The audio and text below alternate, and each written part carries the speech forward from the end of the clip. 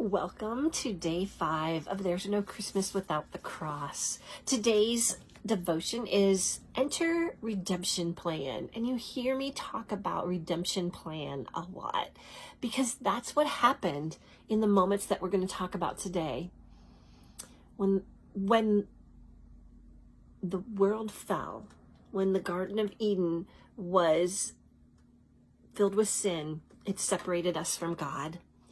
And God he had a plan for us and being with us, but his holiness would not allow him to be with us once we sinned, with anyone in humanity once we sinned.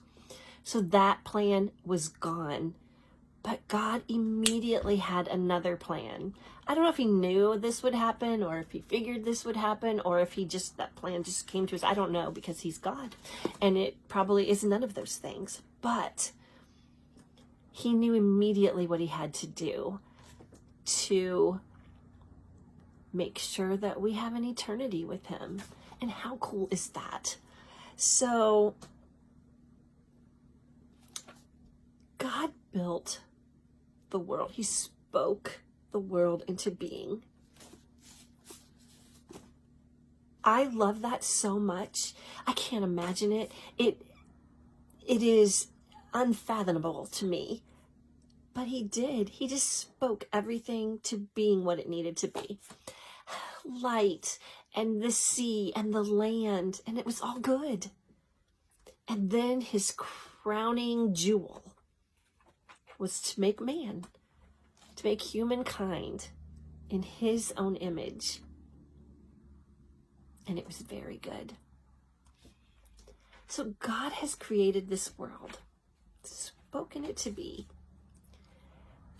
And I just feel like the way that the first 3 or 4 chapters of Genesis play out, that they just bumped into each other in the garden like we bump into people at Walmart. You'll be walking around eating all this food that I can't even imagine how good it was or how great everything smelled.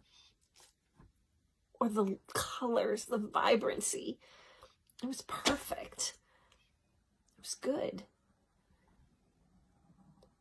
And you come around a corner. There's God. Hey, how you doing? I'm good. What you doing? I don't know if it was that way or not, but they were in a relationship. They were in community, and they spoke, and they knew each other, and I just think that's such a beautiful picture.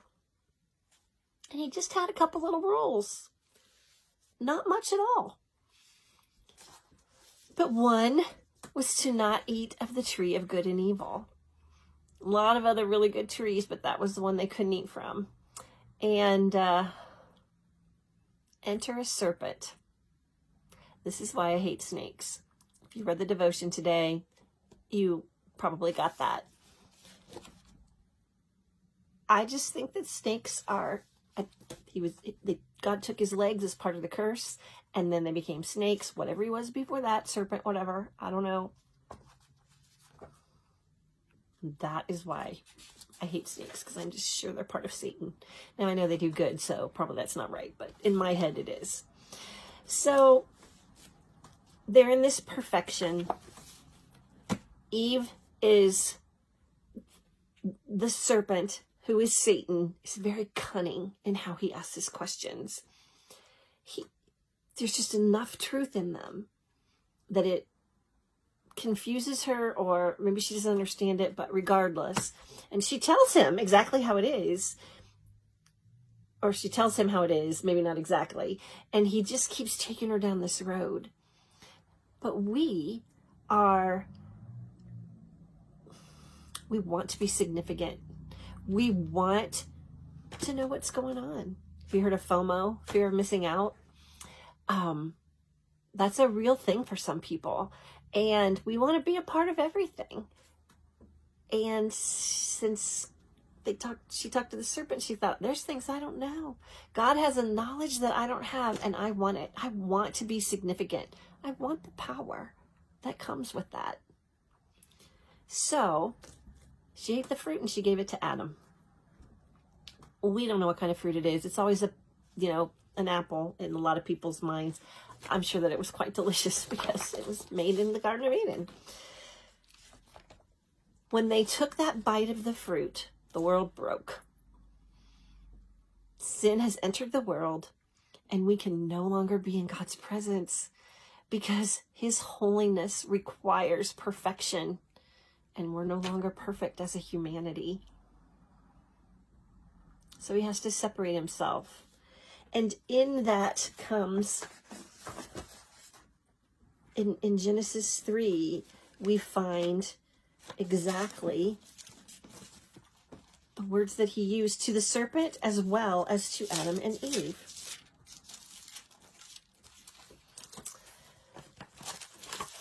So God knows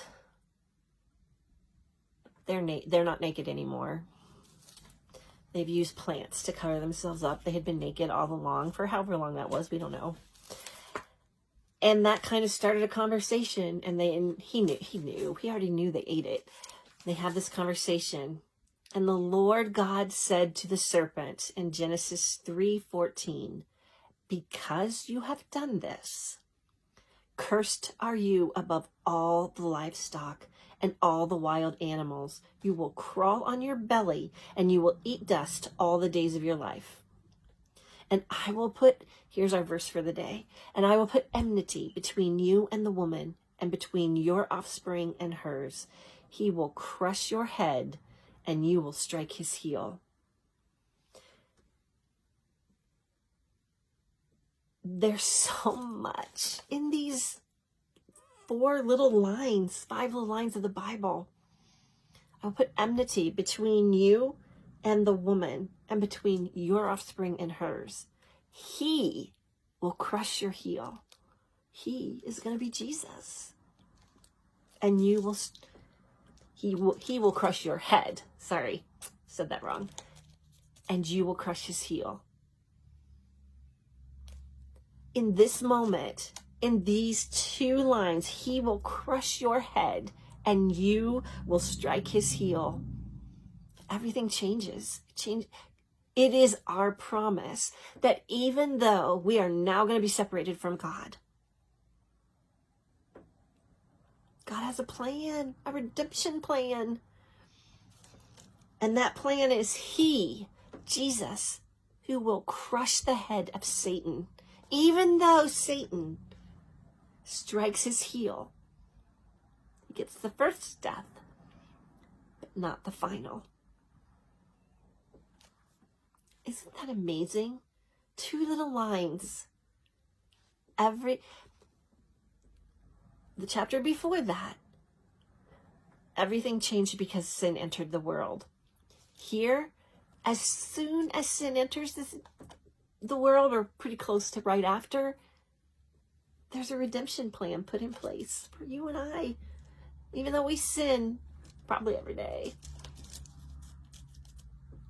We know where our eternity is because he will crush the head of Satan, even though Satan strikes his heel. And that's a beautiful promise from God that I love so much.